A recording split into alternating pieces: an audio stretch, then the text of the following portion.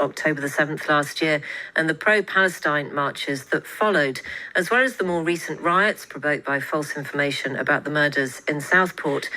Public order policing is extremely complex, often described as the brain surgery of police work, and there is a delicate need to balance public order with the right to protest. We can talk now to David Spencer, who is head of crime and justice at the think tank Policy Exchange. David Spencer, very good afternoon from us. Good afternoon. Can you tell us a little bit more about what your polling has found?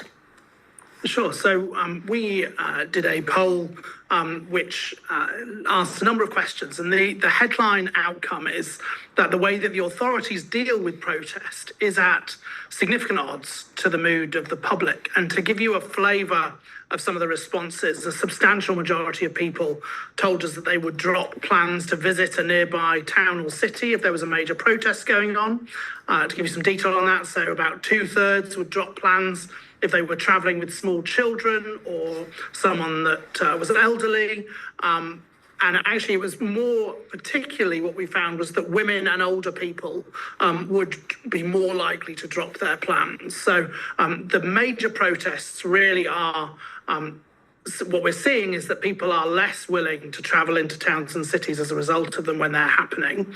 And then one of the other big questions we asked was what the level of support is for police intervention in disruptive protests. And what we found, the numbers here were really stark. So 84% said they would support the police intervening if protesters were shouting at people, if they were damaging property, 84% again. 80% of people said that they would support the police intervening if protesters were holding banners that contained racist or derogatory slogans.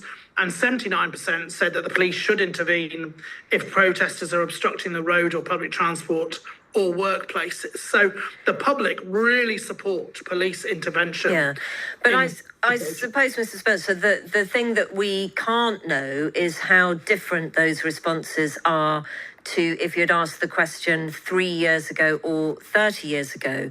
In particular, the statistics about whether or not you'd want to take small children or elderly relatives or friends or people with mobility issues into an area where there was a major protest.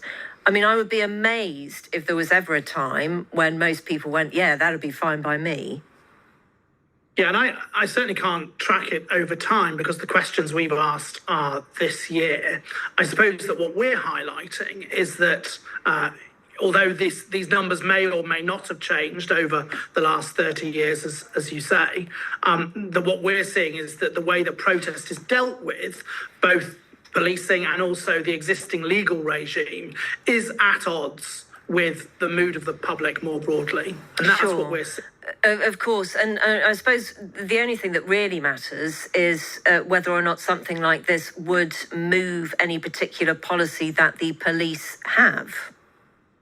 Well, certainly what we have done, as well as the polling which is in this report, is a really detailed legal analysis which has been led by a former First Parliamentary Counsel, so a very, very senior, very experienced KC lawyer, Sir Stephen Laws. So there's a very detailed legal analysis that we've done, which suggests that the legal regime that the police have to operate under protest isn't really fit for purpose. And that as the government start to look at their legislative agenda over the coming years, that this is something that needs to be rebalanced in favour of ordinary members of the public going about their daily lives. Yes.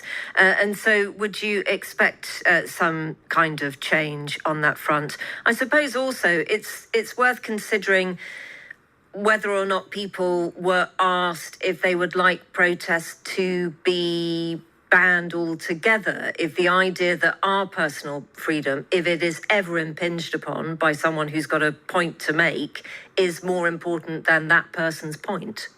Well, we certainly didn't see support for protests being banned entirely. So, for example, the opinion poll the polling that we did showed that only 49%, so just under half, said the police should intervene if protesters are chanting loudly, and only 24% if the protesters are standing holding banners with slogans which aren't racist or derogatory. So what we aren't seeing from the polling we've done is a sort of widespread antithesis to all protest. It's just certain circumstances, whether the scale of the size of the protest or some of the activities of protesters, that the public are more against. So there's that element. The other piece that we found in the polling as well was just in terms of the frequency of protests. So when we asked how often people thought that large protests should be allowed to go on, the response was about one a month. Was the median response, was the average response that we got, that about one a month seemed right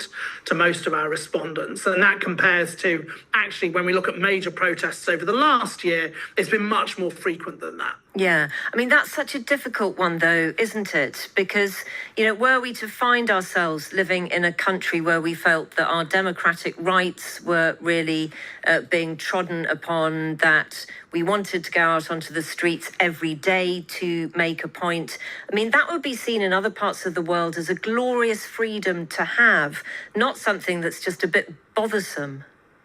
And you're right, it is a hugely difficult balance for the police, the courts, and the sort of wider system that's involved in this to get right. It is hugely, hugely challenging. And certainly what we're not saying is that all protest should be stopped or banned or anything like that. We're certainly not saying that. But what we're saying is that there needs to be rebalancing in favour of the ordinary person going about their lives, wanting to go to restaurants and the theatre and go to work and all of these sorts of things without being regularly and constantly disrupted by disruptive protests. Interesting stuff. David Spencer, thank you very much. David is Head of Crime and Justice at the think tank Policy Exchange.